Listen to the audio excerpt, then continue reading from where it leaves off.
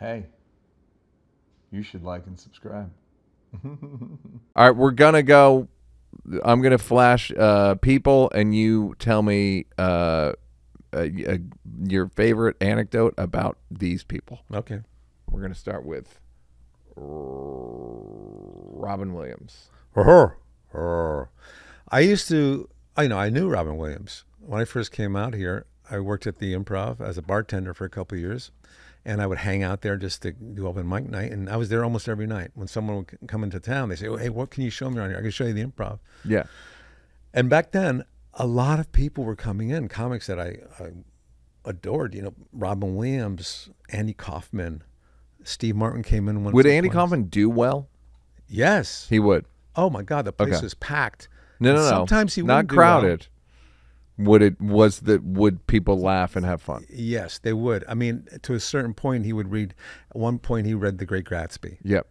And people thought he would just read, a paragraph or two. But he kept reading it. Yeah. I kept reading it. And people would leave. Yep. And they hear laughter. They come back inside. Yep. And I really admired him because he really explored the psychology of comedy and what makes people laugh. And I try to do that. He was one of the people that influenced me. Him and Albert Brooks and Steve Martin. Yep. And to this day, when I'm on stage, I listen to the laughter. I think, what a great ability to bring this emotion out of people. Yeah. Where they will audibly emit these weird noises. One, yeah. It's definitely a weird if an thing. alien came down yes. and walked into the showroom at the Improv at a Comedy Store, and they saw people doing that, they would look at each other and go, what the hell's going on here? Yeah. And you wouldn't really be able to tell them. All right, and Robin, so you worked Yeah, so Robin bar. Would come in. He'd come back from, he was doing a show at the time called Mork and Mindy. Mm-hmm. And he'd come in, because he would always do these shows right after he got out of doing taping, whatever it was. And he showed up with his suspenders on, with all the pins on there, and his pants, and he went on, and he would kill. He would crush. When I first moved out here, I saw David Letterman and Jay Leno. I thought, oh my God, I can't get any better than that. And then I go to a place in Newport, at the time it was called the Laugh Stop, and this guy gets up and he walks through the crowd. He's taking women's purses and he's going through them, pulling stuff out, and he's doing Shakespeare. I thought, oh my God, why am I even doing comedy? Yeah. Why would I even bother? But then I realized he can't be everywhere at once, almost. So, So you're like Robin Williams understudy? Like Robin Williams can't make it tonight? But yeah. I had to follow him once at the Improv in New York. Horrible. People were looking. I actually saw him at the Improv in New York when I was in high school, and he didn't kill. No. He didn't. Him and Rick Overton did improv, and it was killing him. It just wasn't great. Did you tell him that? No, I didn't catch up. I did see him at a club. I never really knew the real Robin Williams. Yeah. Off stage, I would talk to him some, but it was always like, how are you doing, boss? Hey, boss, how's it going, boss? Yeah. Called everybody boss, because he didn't remember the name, I'm sure. So we were at Cobb's Comedy Club, and this is like in the 80s, early 80s. And it was a club called Cobb's, and it was in the Marina at the time. And he had done a set, and then he left, and then he came back to the club, and he was pissed. I go, what's going on? He goes, oh, I can't start my car. He was really angry. And it was weird to see him angry. Yeah. And made me realize he's a regular person, Yeah. He's doing an act. So I said, well, maybe I can help you out. And so we go back. He's got a Range Rover. It's an old one. I know nothing about cars. I know nothing how to fix a car. So we open up the hood, and he's leaning in there, and he's swearing and stuff. I said, let me have a look at it. Knowing nothing. Nothing. You just wanted to help Robin Williams. I just wanted to make him think I was helping him. So I said, you know what? I don't know. It looks like maybe you might have to get some professional help here. If I have my tools with me, sure, but I can't help you, Robin. Can I give you a ride home? Did you? No. And what happened to the car? Do we know? It's still there. Correct. It's still there. Johnny Carson. We already kind of. Yeah, I got so many stories about that. I do know when I did that show the first time, I've never been more terrified, and I had to do it. Because if I missed that opportunity, and I'm behind the curtain getting ready to go out, and my mouth is so dry. Yeah. It's so dry. I'm trying to go over my act, and the curtain opens up, and I walk out to my tee, all the way out to that little mark on the... Kevin Nealon. Kevin...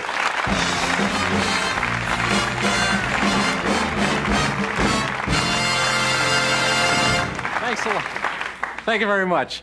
That shiny black floor, I forgot my act. I could not remember it.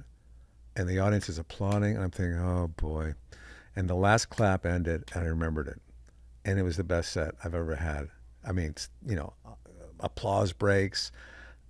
I went over my time because of the applause breaks, so they had to bump the last act, and he brought me over. I did panel, and I couldn't have been happier. I was on cloud nine, and I ended up dating the actress that we bumped for like 6 months. Wow. Which was great. Who was the actress? Every way.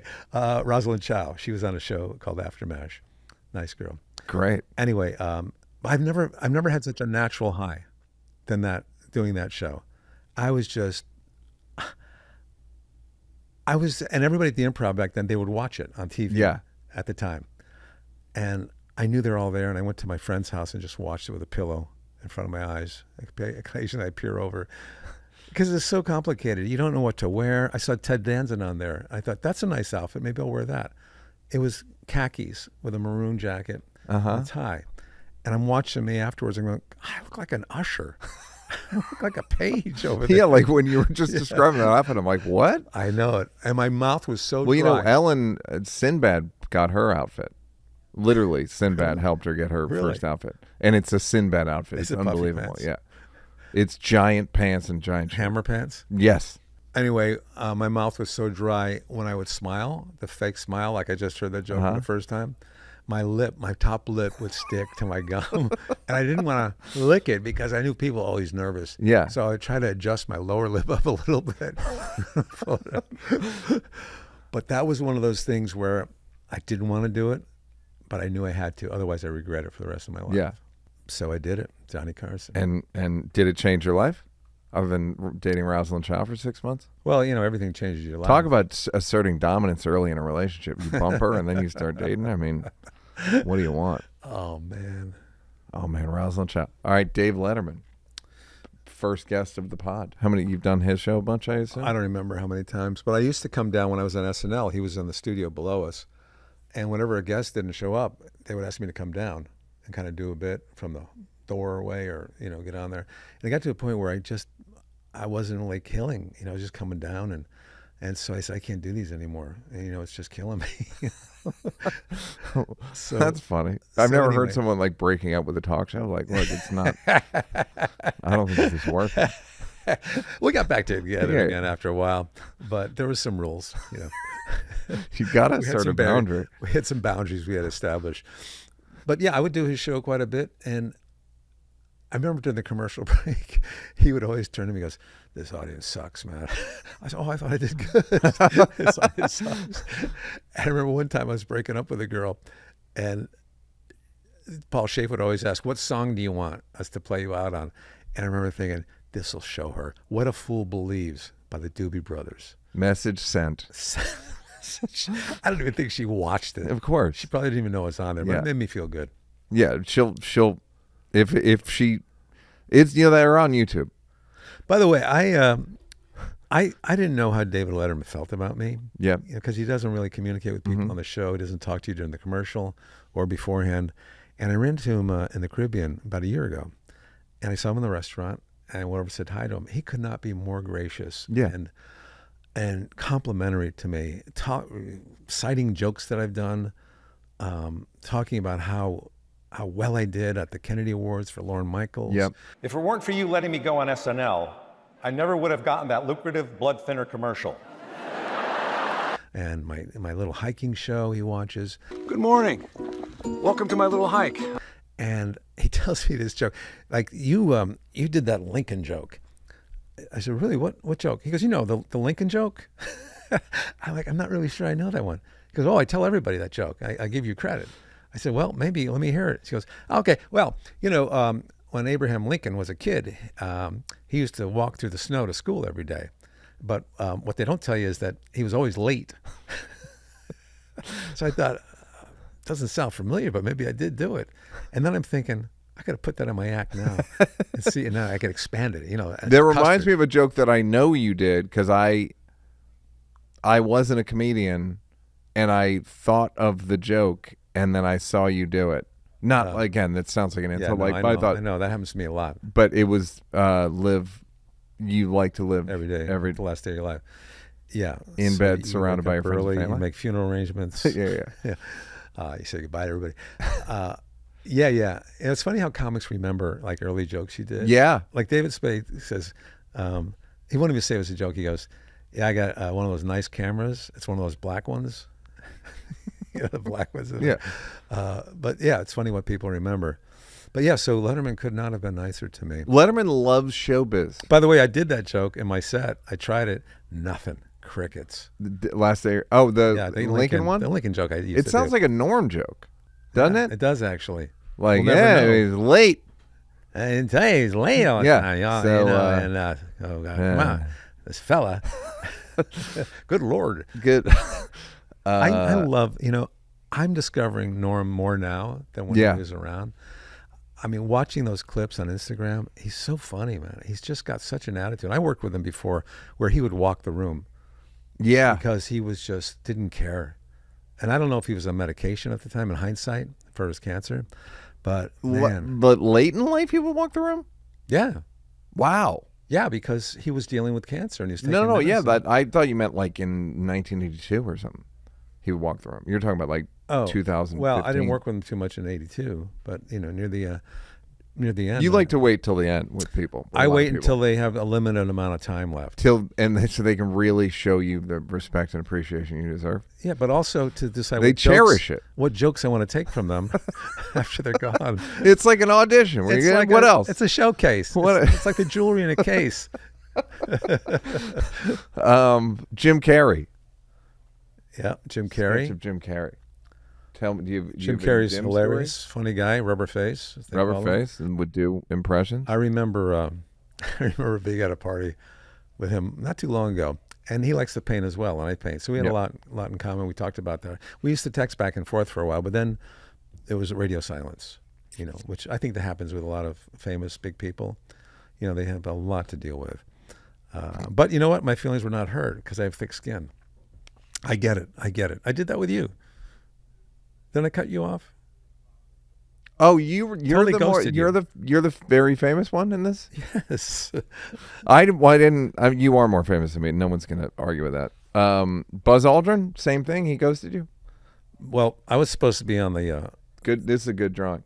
I was supposed to be the second man on the moon, and obviously Buzz became the second man.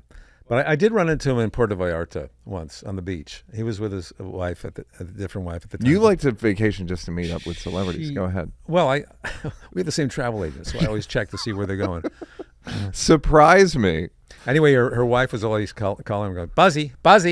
Oh, that's funny. Oh, yeah. But these great. I have anecdotes on each page opposite of the book. I know, but I can't read them. It wouldn't be a very good use of time. But if you're going to get the book, and you should get it, if you don't want it yourself, it makes a great gift. It's easy to wrap. I would suggest you get it at a mom and pop store, and if they don't have it, Amazon it overnight. Great.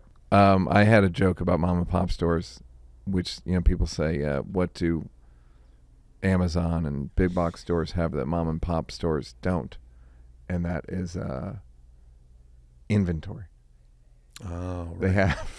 They have inventory and things that you want to buy in stock. Do you know what I noticed? Dana Carvey, this looks like a female Mike Birbiglia in this photo. Do you know what I noticed before we go on with these pictures? It's going to take a long time to go through every picture. We're almost halfway done. I'll show you Norm in there. Norm's in there. Near the back. I've noticed that I'm getting a little bit of the chin here, where it comes right from the thing down to my chest. Mm-hmm. So what I do now on interview shows is that when you say I have thick skin, that's where it's all what gone. I thought you meant. Yeah. So when I do interview shows now, I face forward, and I just kind of look like this. So I know it looks weird.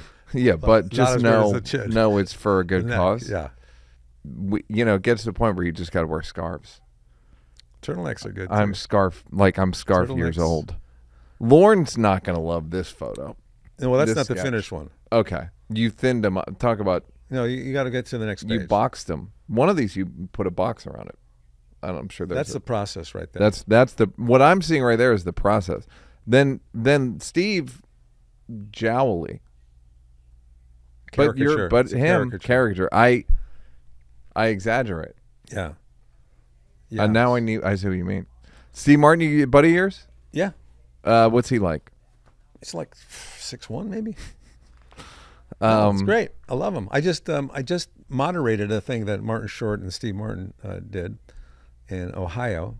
I would come out and do 10 minutes, and then I would bring them out, and we'd sit and like you're doing with me right now. We moderate, and that was amazing because I grew up a Steve Martin fan. Yeah. I couldn't believe I'm like traveling with him, and he's got his banjo, and Martin Short's there. But the problem was, you're really not showing Martin Short the respect he deserves. Twice you were like, and I grew up a Steve Martin fan.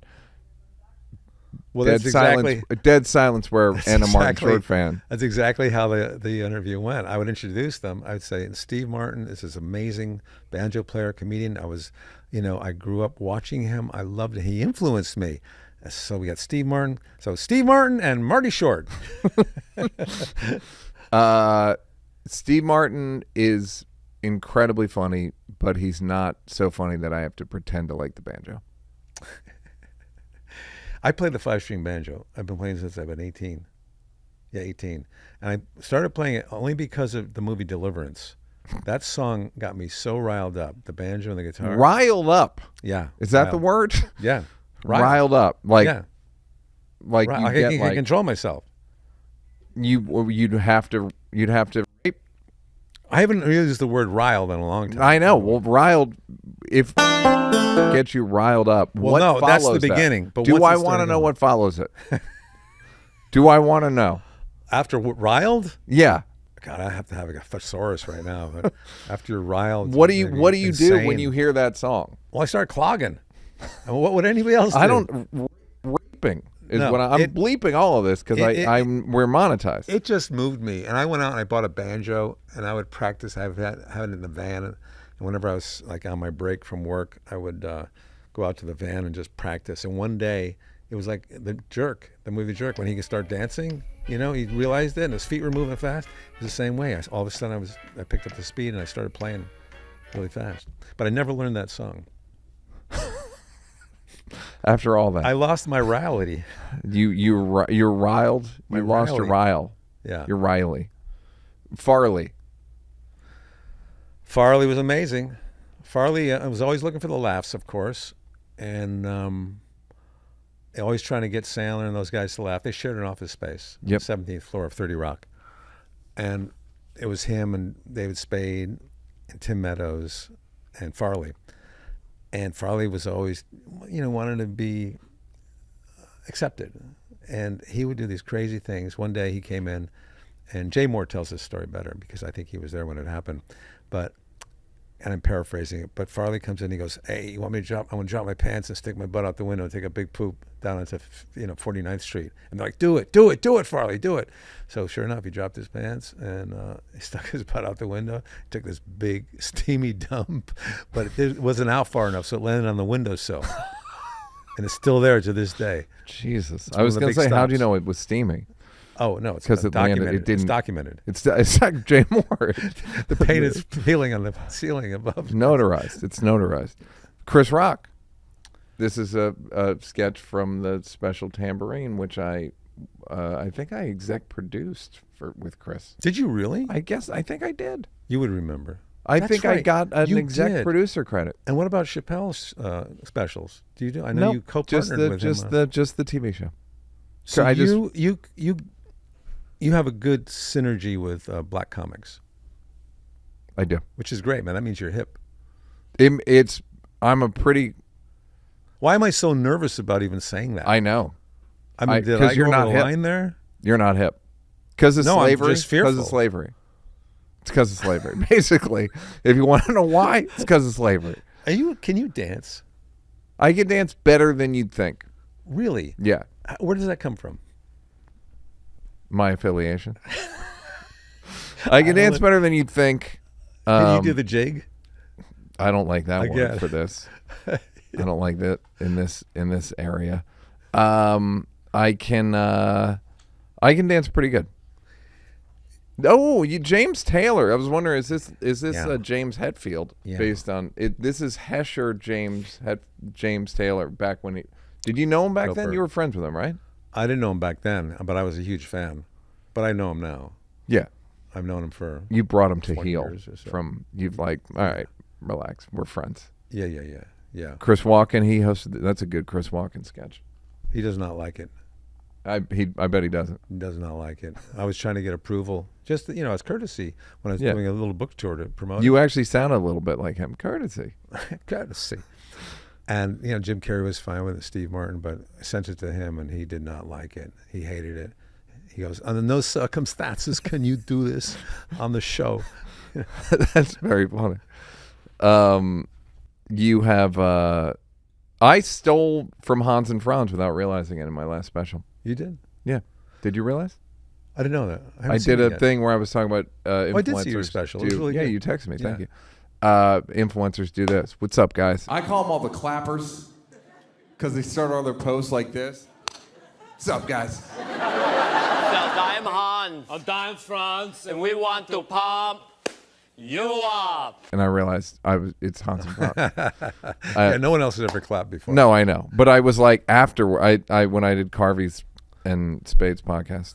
Hey, you know what you were talking before about doing somebody else's material and not knowing it? When I was about to shoot my special, Loose in the Crotch, streaming now on YouTube, 800-pound gorilla platform, I was looking at some other people's specials just to see what they were doing for a backdrop. Yes. Because I didn't know, I was thinking, what do I want to use? And I'm flipping through, and I get to Spade, and he's doing my opening joke that I wanted to do, which is strong, It was like going to get me through. And I decided, well, I got to cut that because it's too similar. Yep. And I regret it to this day. I should have left it in there. I remember, too, I had a joke once, and Stephen Wright came up with the same joke. It was, one day I got home, and I accidentally tried to open up my house door with the car key, and the house started up. That was you. You had that joke? Yeah, It's a fucking great joke. We both had that same, he obviously did not take it from me, and I didn't take it from him. But New England, East Coast, What are you gonna do? like mines. Parallel. Garry Shandling is in here. In Judd's documentary about Garry. Yeah, It's a lot of your eulogy, which I was very moved by, and it was fucking hilarious. Oh, you were there? No, I just watching it in Judd's thing. Oh, that was just a clip of it. Yeah, I can only imagine what it was like, the full thing. Let's take a look.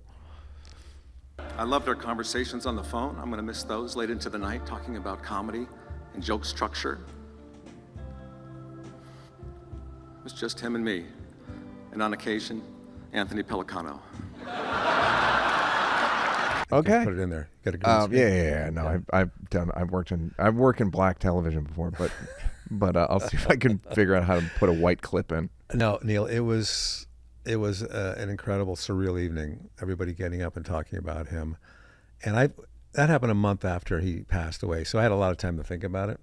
So I would be flying to do gigs, and I'd put on headphone and listen to music that kind of moved me, and I was just reminiscing about everything we did together, and it's hard for me to be serious for too long. I need to throw a laugh in there, just to kind of diffuse it. And so I would talk about him and be very moving, but then before I lost it, I would put a joke in there. Yeah. And that would save everybody. And Yeah. I realized that is really the best platform for comedy, is to have A eulogy. down. You're absolutely right. I totally agree. It is, because it's so sad, and You need people that. are so like prone, and they're like, it's such a relief when you can be funny. Yeah, probably the best set I ever had in my life. It looks like it. Yeah. I mean, to this day, people say, hey, would you do my eulogy? Would you do my eulogy? Yeah, like it truly looks like it. Like, Yeah. and I always tell people the story about like showbiz, because it is so. Gary sues Brad Gray, right? Yeah. Brad's like stealing his clients, whatever. Yeah. And then Brad hires Anthony Pellicano. He's tapping your phone, he's tapping Gary's phone, illegal. He goes to jail. Yeah. Garry dies, Brad dies. I'm alive. You're still here. Why? No. But my question is like, what happened? Like, do you if you're them, do you go, boy, that was a waste of time? Like if you're Garry, do you go, I wish I hadn't spent a minute on that if I knew I was going to die? I mean, I guess there's nothing you can do, but no, I mean you you live in the present and Right. you don't know what's going to happen. But sure, I mean, I would be on the phone with Garry for hours, and he'd be talking about his complications with Brad Gray, and I was at Brillstein too, Brillstein Gray Enterprise, and I wouldn't really say that much to him about it because I was his friend, but I didn't really know what happened. yeah. But I was siding with him because he's my friend, and I would hear the same. It would be repeated over and over what I've heard before, and it's just him venting, and I was there to listen. But I would occasionally hear tap tap on the phone, and kiddingly I say, Garry, it sounds like my phone's tapped, and that was when you had landlines. Yeah. And we both kind of laugh about it, and then I'm opening up the New York Times one morning, and it's Sly Stallone, or I can't remember who it was, somebody else, and then me. We had our phones tapped. I go, what? Yeah. What? Yeah. So I don't know if it got back to Brad Gray about anything I said on the phone, Yeah. but that's what happened. Yeah. It's just such like, ugh. Like the fact that Garry died is like, oof, but, and then just had spent so much time on that. Like it seemed like it completely preoccupied him for almost a decade. Right? Well, Garry was like that. He would get preoccupied with a lot of things. Yeah. Obsessed. Yeah. With it, and that's kind of what made him so special. I remember we used to write on the phone. I was doing a corporate gig somewhere, and I would call him, and we talk on the phone forever about, this corporation, whatever it was, and I would say a joke, or he would say a joke, and I go, okay, great. And then they also do this. They have this thing. He goes, no, let's stay with this. Let's stay with this for a while. I go, okay. I'm more of a hit and run guy. Right. And he goes, you got so much more you could milk out of your bits. You just kind of, you got to stay with it. Did it help? Yeah, it did. Yeah. And also he kind of stressed being in the moment on stage. Well, Being present. Yeah, he was so in the moment sometimes. It was like crazy how in the moment he was. Sometimes he did Bill Maher show one time, and it was like watching a seance or something. It was so great. And I talked to him about it. I was like, what happened? And he was like, I just meditated. He was aware of it, like how funny he was. Yeah. On that. And he was a good friend. Yeah, he was a good friend. And we would get on stage together often because we had this kind of chemistry that was, he was the loose cannon and I'm trying to keep him on track. Yeah. He starts swearing and stuff. It's, Garry, what's with the potty mouth? You don't need the potty mouth. Why are you doing this? Yeah. And he'd have all his notes on there, the legal pad. Yeah. All crumpled papers. And, but yeah, we had a lot of good times together. And sometimes, he would go off to Hawaii and I wouldn't even hear from him for 3 months. He's famous. That was just his. It's like with you and me. Yeah. Years. Do you think we could be friends? I've always thought we could be friends. I think you didn't believe in it. I've had some people that have said that, like Bill Maher, after I did a show, he goes, why aren't we friends? Yeah. I said, well, take a look in the mirror. I'm kidding. But, you just don't have time to be friends with everybody because then you don't have the quality friendship. That's what you're about, quality. I'm about Speaking quality. of, we don't have time. I have 2 friends. You're one of them. You really set me up for that. Hey, listen, I got to go. You got to go. We covered it all, right? Hey, you should like and subscribe.